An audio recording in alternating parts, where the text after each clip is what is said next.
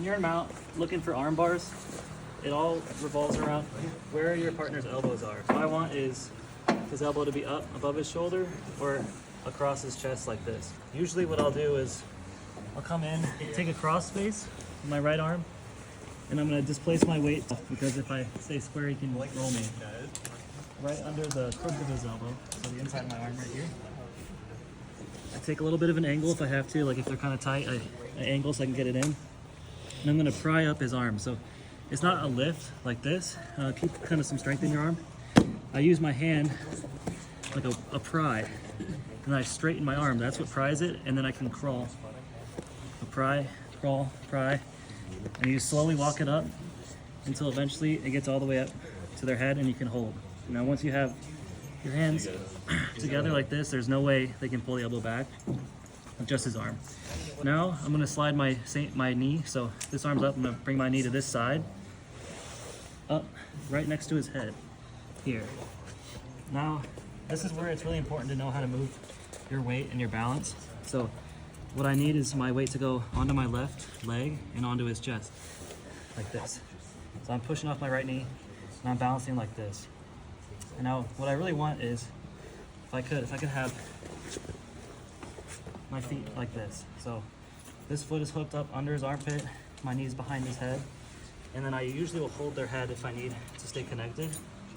And then I could put a lot of weight through my left onto his chest, but I'll kind of be nicer here. What I don't want you to do is go like that and try to armbar, because it gives them a ton of space. So you're here, you have everything locked up tight. His elbow is stuck in front of my hips. I usually will take my arm and connect elbow to elbow on him.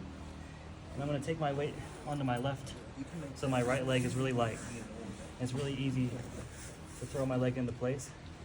And now I can sit down without making any space, like that. You take a cross space, and I put my body bladed, my weight's going to my right. Here, I start to crawl and pry until I can get his elbow above his head. Next, I walk my knees up, and I pull his head up as I put my weight through his chest. Right now I'm putting a little more on my leg than I would normally, just because I don't want to make him suffer while I'm explaining it. But when you're rolling, it's like that, like you feel the difference there. Now you can connect his arms together or just hook. And I put my weight towards my left, and I can base on my hand if I need it. These are really easy to move because of where my weight is. And I want to have my knee tight around his face like this. Instead of just here, I curl it like that. Now when I sit down, it's more difficult for him to move like that. And then we're in position to attack. On 3, 1, 2, 3.